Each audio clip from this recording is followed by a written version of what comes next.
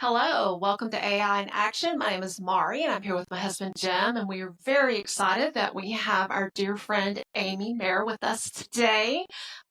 Yes, so Amy is the CEO and founder of FriEdTech, which is based out of Houston.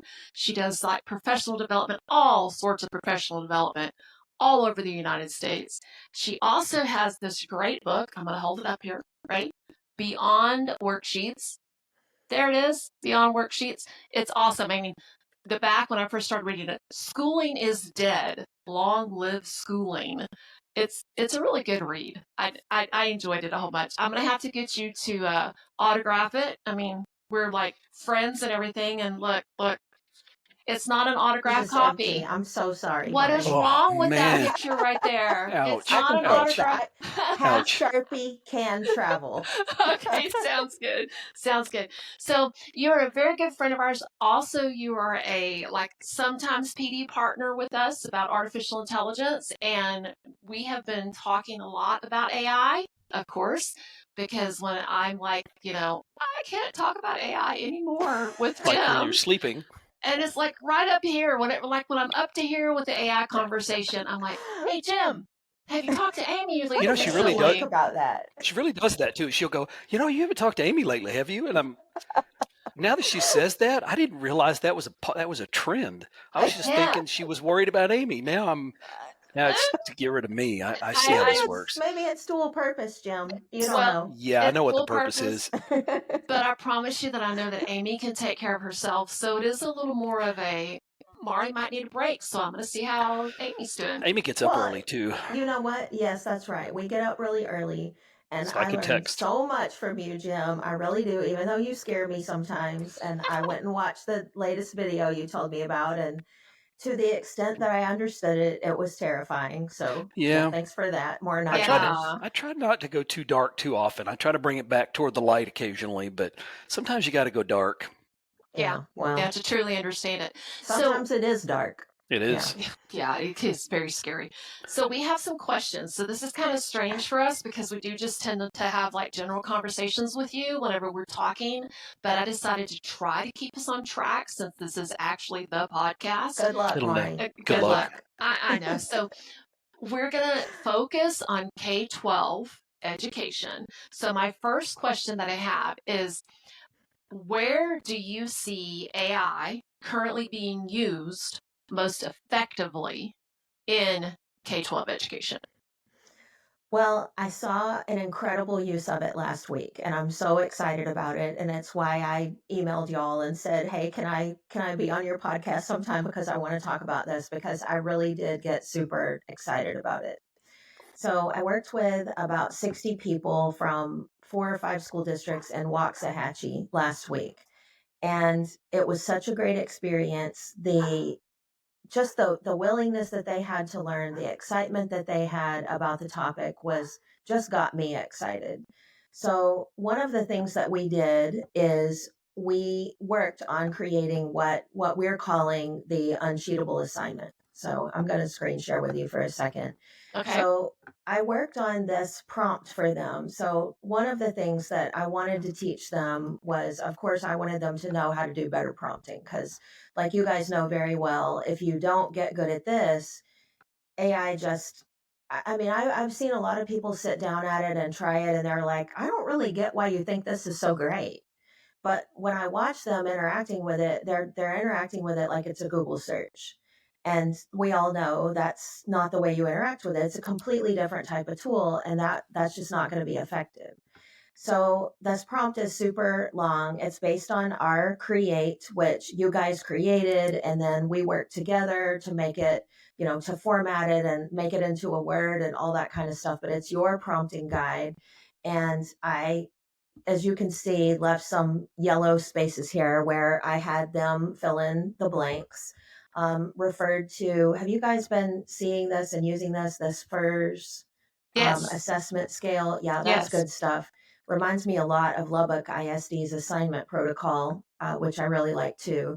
So one of the things that we did was we made an uncheatable assignment. So we all know like there's not really an assignment that AI can't do, but we can make it both less we can make students less likely to want to cheat at the same time as we make the assignment higher level and just less cheatable in general. So, and I felt like I was kind of doing the same thing. So I felt like it was kind of meta because when I asked the teachers to create this uncheatable assignment, I didn't stop there. I did what I've read we should be doing now, and I took it another level. I said, you're going to create the lesson, but your assignment is to convince your reluctant administrator that this lesson is better with students using AI than without students using AI. So that's the next level you have to take it to. So it was really interesting watching them work. I had also earlier in the day, and I don't know if I've shown you guys this yet, but I want to pull it up. So I think I told you, Maury, about the acceptable or not assignment I got from Carrie Fulgham in Lubbock ISD, Yes, I also believe in you did. Lubbock. I believe you did. Yes.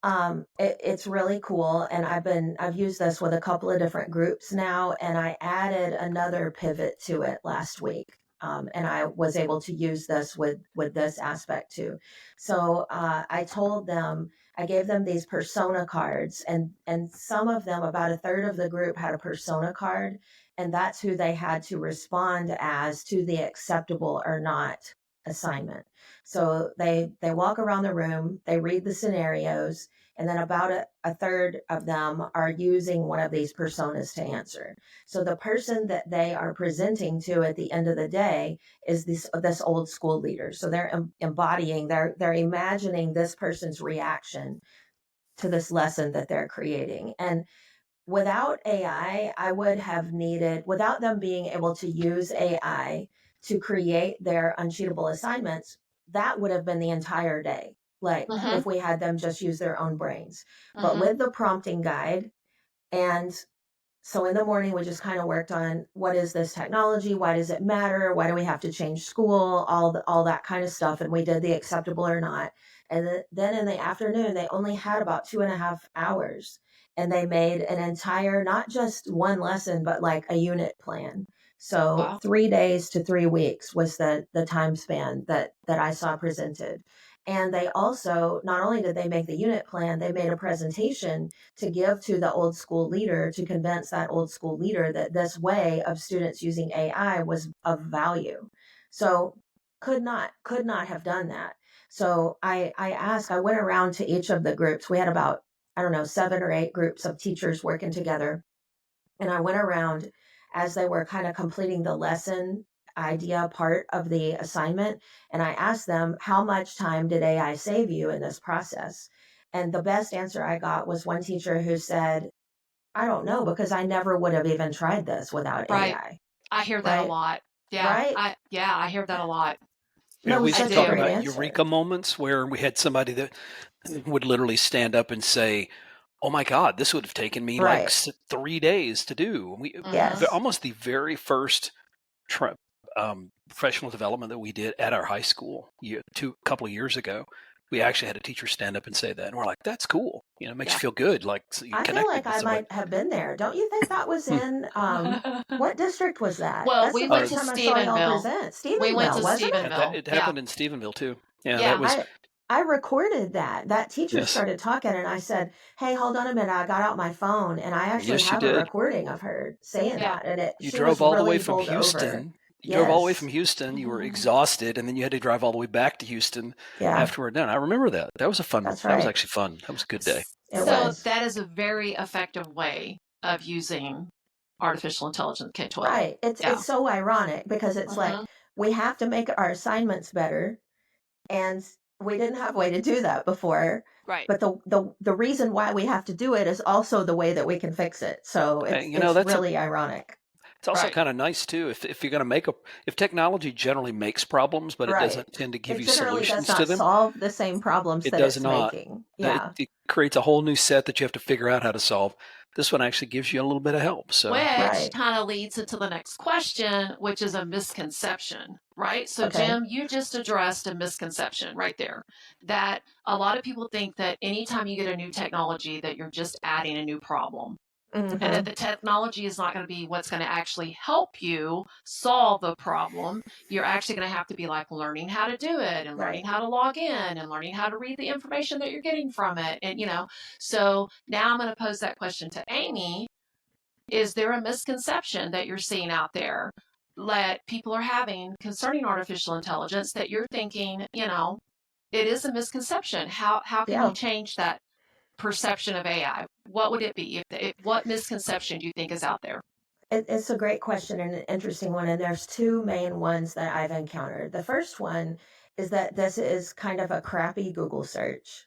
And people just don't get it. They're like, it's just not giving me the information I want. And it's because they're talking to it like it's a search engine. And the other one is that you need some specialized knowledge in order to try it.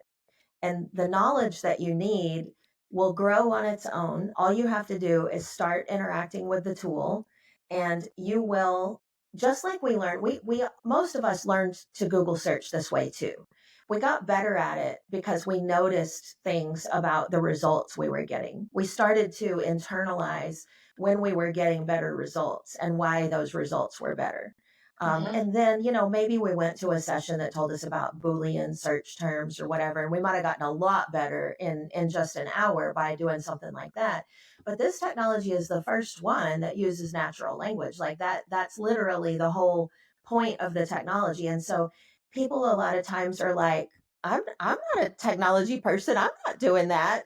And it's like, oh, if you're not a technology person, you absolutely have to do this. This is going to be your first time to be successful using a computer, maybe ever. So this time is for you. Like, if you've been waiting for it to get smart enough for you to just talk to it, that's what just happened. So those are the two big things. That kind of leads into the next question that I have on the list. Hold on. They've got a term they're using now in the programming world. Okay, what is it? Vibe coding. And it kind of applies in general. It was coined by, I can't remember the guy's name, but it was coined by somebody, I think he's an Anthropic. But basically, if you're a coder, you just kind of sit down and you open, these are AI agents that they're using, but you open your AI agent. In my case, I use one called Klein. And you don't have a fully fleshed out plan as to what you want the code to look like. You just start talking to the AI and it starts writing code, the agent does. And then as it writes code and it helps you test the code, you make improvements. But it's a whole iterative process.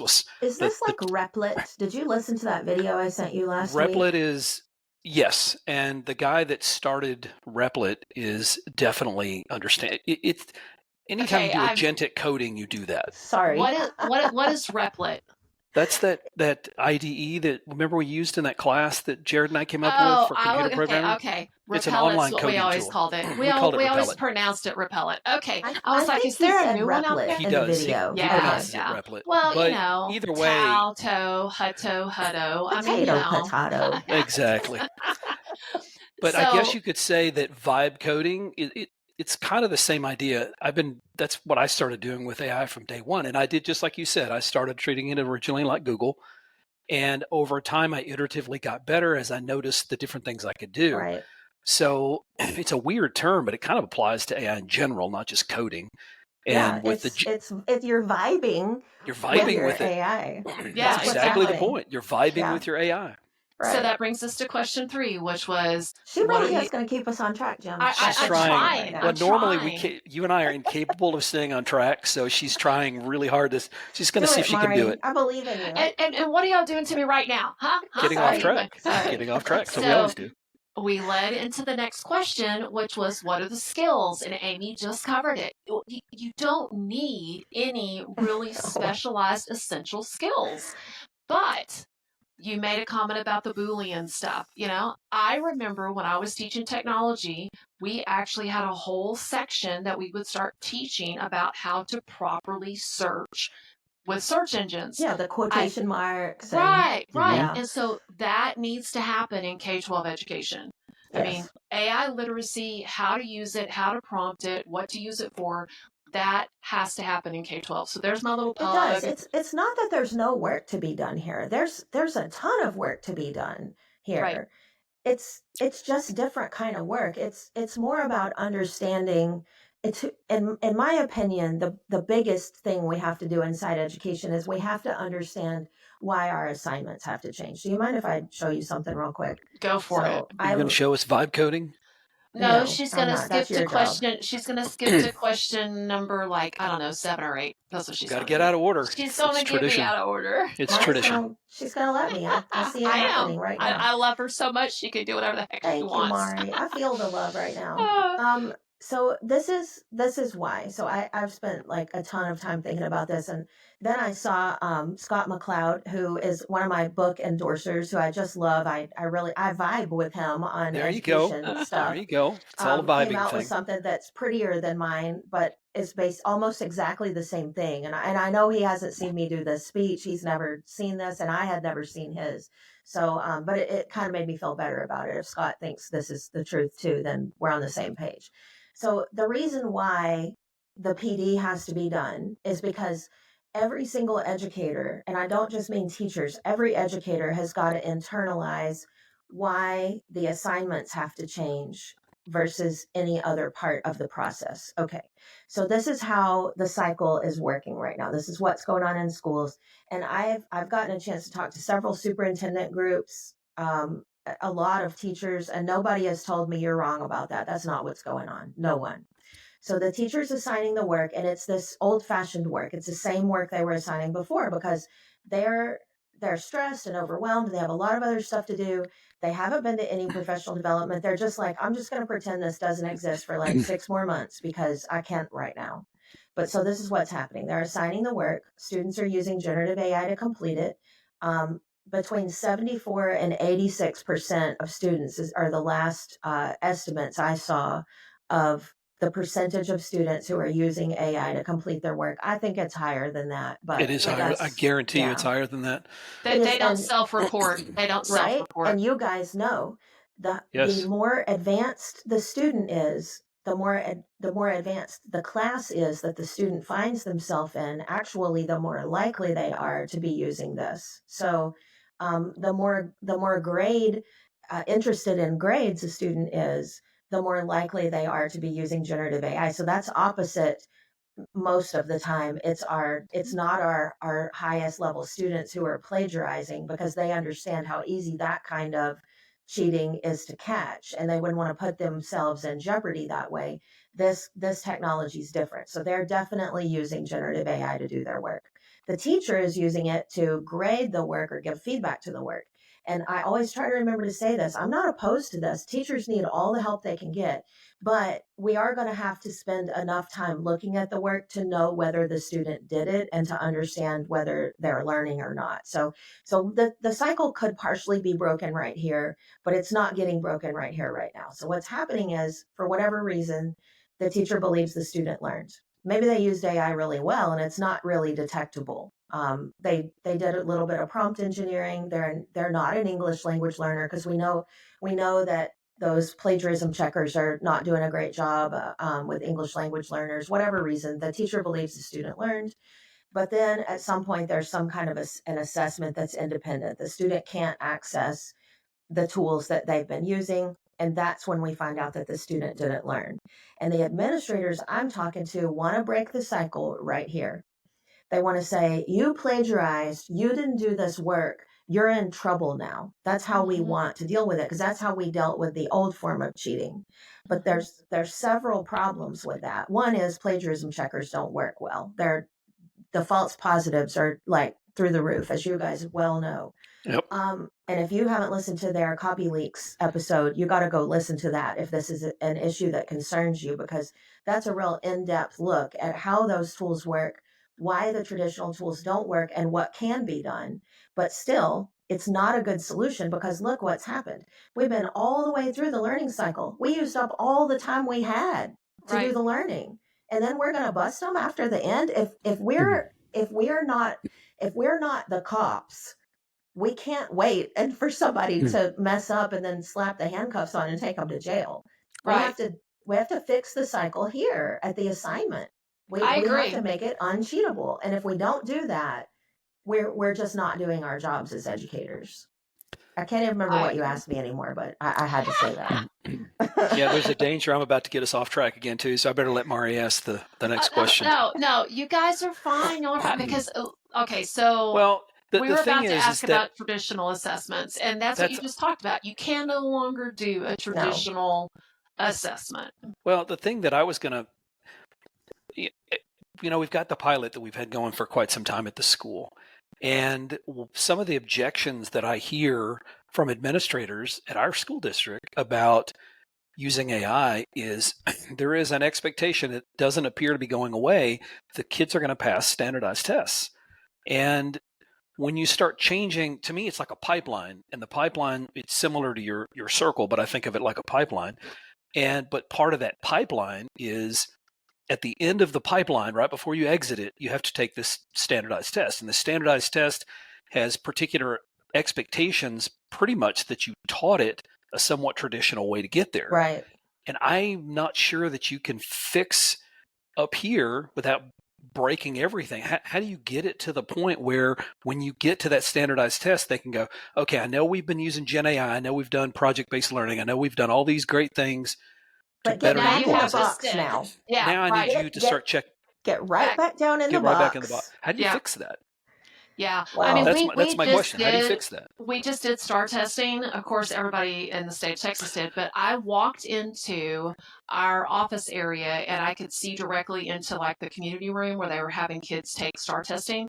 And it was just like, oh my goodness, these kids are at these little desks. They've got their computer in front of them. 50% of them had their heads down. The other ones, and they were just, They're not engaged. they're languishing. so dejected looking, sitting there for 4 hours. Oh, it's taking so miserable. Oh my God. it is painful to look at them. It really is. Yeah, It try really doing that. is. Try doing that when you're ADHD and you can't sit still for 15 minutes, which Right. is the reason I've always been terrible at testing. Right. If I was in high school today, I don't think I could pass. And Yeah. because I don't think these tests are so long. I mean, if I took a test over 45 minutes long, I was climbing the walls. Well, Yeah. and what is the point in it? Like, I don't know. You ask a question, and I think it's a really good question. And we talk about this all the time, and I think we feel exactly the same way. I fear that what will happen is that we're going to have private schools and probably largely ineffective charter schools are going to take over the landscape because even though charter schools are subject to whatever state standardized assessment there is, in my experience, they don't seem to care. Like they don't seem to experience the penalties that K-12 public schools do. And honestly, Jim, like, y'all are about to have some grandkids. I've got two granddaughters, and I don't want my granddaughters studying for standardized tests and trying to learn how to sit still for 4 hours. Nope. And I don't want that for them. And I don't want an education where so I got this great analogy and I got it from ChatGPT. So Rich and I were having this conversation. We were trying to come up with what is the best analogy for not letting kids use this technology. And we played around with all these different ideas. Went to ChatGPT. I uploaded our conversation. I love this strategy of recording a conversation and then putting the transcript into the tool. Love it. I use it Jim and I almost do it every all the day. time. We do it all the time too. Oh my gosh, it's so transformative. And so we did that, and I asked ChatGPT, what is the best analogy for this? And it said the best analogy for this is a car. You're not going to let children drive the car, but you're also not going to make them walk until they turn 18. So you're going to let them ride in the car. You're going to give them driver's ed. You're going to talk about driving. You're going to talk about road safety. You're going to teach throughout their whole lives. They're going to be experiencing cars. And then eventually, when they're ready, they're going to get behind the wheel with some guidance, with a learner's permit. Yeah. And then after that, they're going to be able to drive on their own because if we live in Texas, you better learn how to drive. You don't know how to drive, you can't get a job. I mean, you can't do anything except get hit by a car. Like even in my neighborhood, you'd be risking your life to walk around. That's true. That's a really good analogy. Isn't it? I thought it was so brilliant. So I don't want my granddaughters going to a school where where we're not doing realistic things. It doesn't make sense. So Maurie and I lived in Florida. Hold on, Maurie. So Maurie and I lived in Florida. And in Florida, it was a well-known fact And I was working in the private sector at the time. So Maurie, I get this secondhand through Maurie, but you would send your kids to public schools until when, Maurie? Junior high. As soon as When they they went hit to junior sixth high, grade. you were out. The company I work for, which is a small Why? startup, the company I work for was a small startup. The guy that was the CEO literally was on the board of it was a private school. It was a Lutheran church private school, but it was one of the best ones in the area. He got on the board and he offered that as a perk. If you were an employee, he could guarantee that your kid got into that school because the public schools in Florida at the time were rated 49th in the nation. And after elementary Wow. school, up to elementary school, they were fantastic. I don't know what the Well, hell happened to junior high. third, fourth, and fifth grade, it started getting a little, but Dicey. yeah, it started getting a little dicey. But by then, the elementary schools, they just had a lot more parent involvement, I think. Yeah. A And lot I more think that support. a lot more Mhm. support. And I think they just had so many kids they were trying to funnel into one junior high school. So, like, our elementary school had 1,000 kids in it. But whenever they got to junior high, you're talking 4,000 Okay, kids. so it got too It, big, and that's a it, huge problem with it public is. schools. It is. Huge It's way, problem. way The too big. school Yep. right down the street from us, where my kids both attended, our daughter went to the academy, which was like a little school within a school.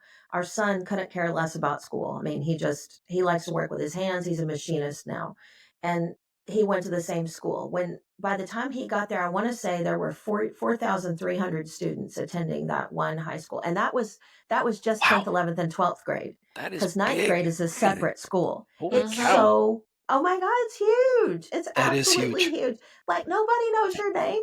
Well, Yeah. in this age of AI, that's not going to work anymore. Mm-mm. We need human relationships. We It's more need important than them. ever. It's more important. I agree. It's more important than ever. There I was agree. a politician the other day. I loved his quote. He actually said, somebody asked him, "Are you going to apply the same rules?" This is a Texas politician. Are you going to apply the same rules for testing and all the other stuff that you apply to public schools to private schools, the ones you get vouchers and stuff for? He goes, "Why would you do that?" He said, "The whole Right. point of these was to experiment with something other than." So I'm sitting there going, "You hypocrite. You literally just said that you thought it was I'm going to better to not experiment apply on those." other people's children. You really thought it was a good idea to apply a different set of rules to public schools that were stricter and then allow these private schools to do what they want, which Well, you means can't control it anyway. Even if you wanted to, you couldn't. I mean, if they're not getting, but the thing is, the way that it's going to be broken in this state is that the parents are going to get the money, not the school. And that's Mhm. how schools are going to evade all consequences for anything they do. So it's going to be all bets are off, and it's going to be problematic because we're rare parents. We know what school Oh, should yeah. be like. Absolutely. Most people So have no idea. I have access. I get an email every single time a student withdraws from our district. And there's a code on every email that I get. And a lot of them now, the code is homeschool, homeschool, Hmm. homeschool. I mean, that's all they are. because you got I AI. think, and well, I was just talking to someone about this the other day at our admin meeting. Actually, we were having this conversation. Um, the voucher program that is there right now, they're only going to allow $2,000 for people who are wanting to homeschool. People are hearing that $2,000 and they're going, oh, well, I'm going to homeschool. So they're going to go ahead and pull their kid out. Well, what it is it's $2,000 that gets to go into a school savings account, like an educational savings account. So it has to be used for tuition, books, tutoring. But they think they're going to get the check. So they're thinking at this point they're going to get the check. So they're going to pull their kid out. They're going to homeschool for about 6 months until they realize that they don't really have access to that money. And then they're going to put their kids back into public school. Now and we're they've going to missed have 6 months of the school year. a Yes. And you're going to 6-month be lag. penalized for their whatever scores they end up Right. making. There And you go. so every change just makes public education look like more and more of a failure, even Yep. though we have control over like 10% of one aspect of that child's life. hmm Anybody who looks at test scores and thinks that test scores have to do with the quality of a school doesn't understand the correlation between poverty and test scores. Yep. Look it up.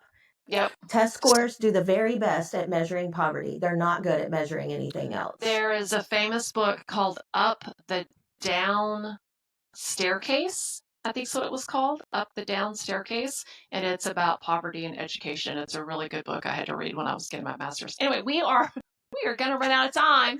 Okay, Wow. One more question. Got to ask Okay. one. Okay, go ahead. No, you go ahead. Oh, No, me. I want. Okay. I'm going to let you I was ask one like, more because well, hell, I'm getting to ask a question. No, I'm you. just That's joking. right. I'm We're going to just get you joking. I back got on. to ask several.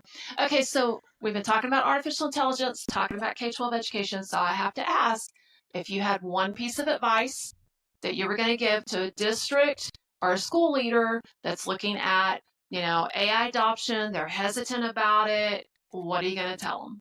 Other than hire somebody and have somebody come in. Yeah. Yeah. Hire us. Hire That's us. my advice. No. There you go. I I want people to understand. So you guys know I wrote Beyond Worksheets before I really understood this technology. Yes. But it turns out it's really quite interesting because the advice that I gave in that book, and it's a whole book of really trying to convince people that student-centered education is so important. It's the most important thing that we can do. So meeting your students where they're at with assignments that are meaningful to them, teaching them to work together with other people, taking the focus off the teacher and putting it back on the student, is perfect advice, I think, for this age that we're living in. It really is still the most important advice I can give anybody.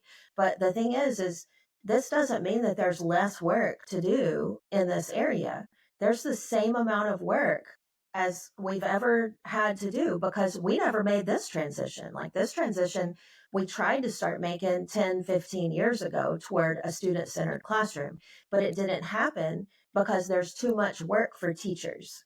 And this work makes the teachers work harder. So moving to student centered is harder in a lot of ways. Now it's easier in some ways too because classroom management changes. And that's the number one problem I hear from teachers is that classroom management is giving them such fits. They can't do anything else. And it's really where the biggest point of misery is. But turning your classroom into a student centered classroom through the use of AI is now possible. And this is how we can pivot those assignments. And I wish that there was a fast, easy way to explain this to people so that they could really understand quickly. That's what takes some time. And that's what we have to do the work on is that administrators have to understand and teachers have to understand what this technology means for the world we live in. How does it impact our field of education?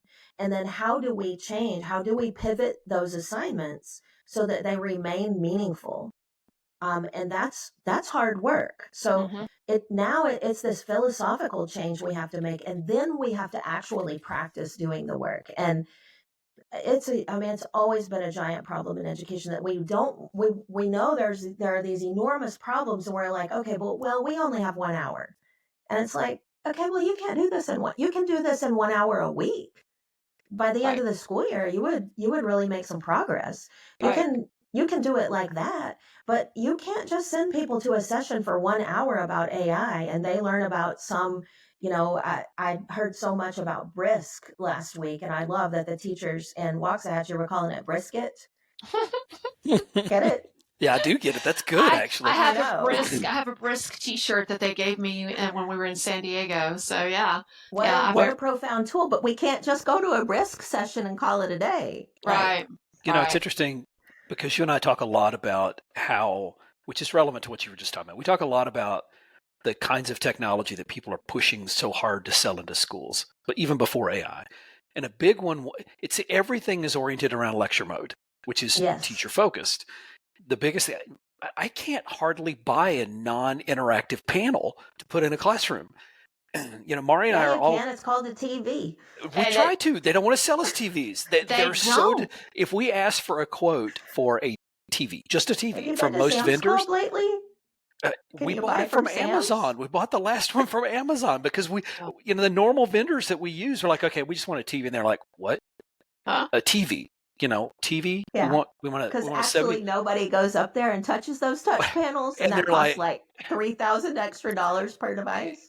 Maury sent out a request for quote to 2 or 3 different vendors for a TV, They all sent back an interactive panel. They called. They were confused. They didn't even understand what she was asking. Right. Right. It's like, we're And moving this is toward all marketing. This is all absolutely it's marketing. 100% marketing. So that's the other message, though, Jim, that you're bringing up right now, is we got to get in front of every educational leader we can who's making purchasing decisions and tell them, don't believe these vendors who are coming to your door telling you they can solve this problem at the end of the learning cycle by detecting Oh. student AI use.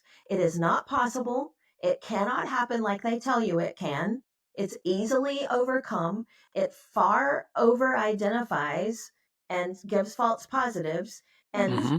Maurie, I know you've been a school administrator. Do you want to be on the other side of that lawsuit? Because I I do don't. not. I do I not. don't. No, I not just that. I don't even want to be the one to make the phone call to the parent. It's No. like, because I immediately have they're to going to tell you, come I don't back. think I would do it. Yeah. I really Well, don't. it's like when Jim and I go out and do professional development, I'm always saying, have your ducks in a row. Cheating and AI is a thing, but it is a process. It is not a one tool that's going to catch a kid cheating. It's Right. a And so process. don't give And them your money. don't give them Mhm. your money. And the best way to start the process is exactly what you just said. Have the assignment that is not cheatable, a Right. Or non-cheatable. I either have to not be able to cheat Mhm. or I have to not want to. Right. Those are the two Oh, things. well, let's talk about that on another podcast, because Yeah. why do kids cheat? Look at Because the they think the why, grade is more not the important than the how. learning. Yep. Yep, And that's why. exactly. It is, So, because if you don't get the grade, you can't. I mean, the way the system's set up, the grade is more important than the learning. I it mean, is. they say it's all about the learning, but if you don't make the grades, our daughter was salutatorian by 100th of a point. She made Oh, 1B in one class 1 year, and Like she her was sophomore literally year. the Yeah. difference between salutatorian and valedictorian in Texas is your entire freshman year tuition yes. gets paid for. Paid for. So she lost out Oh on my God, that's a $20,000 heartbreaker. for 100th of a point. It was an absolute stupid thing. She ended up with an 89 because of a test that he gave the wrong test, and it Oh, wasn't over any of the material, oh my and gosh. that they'd already covered. But anyway, And what did she say to the teacher? He said, she said, grades don't matter. You yeah. shouldn't care if you make a B. She said, if grades don't matter to you, they do to me. So just give me an A. That's a And good And response. that's probably why she got that's a B. probably why she got the 89. Probably Because Yeah, so, but it was still a probably. good response. it was It a was good a very response. good It cost her response. $20,000, but it was a good response. All right, so we are out of time. We're actually over time. So, Amy, thank you so much for being on our podcast. I really appreciate it. Thank you, Hopefully you guys. have shared some great words of wisdom. My name is Maurie, and I'm here with my husband Jim, and we are AI in Action, AI education professionals. Thank y'all very much for tuning in, and we hope that you have a marvelous rest of the week. I've got another video I'm going to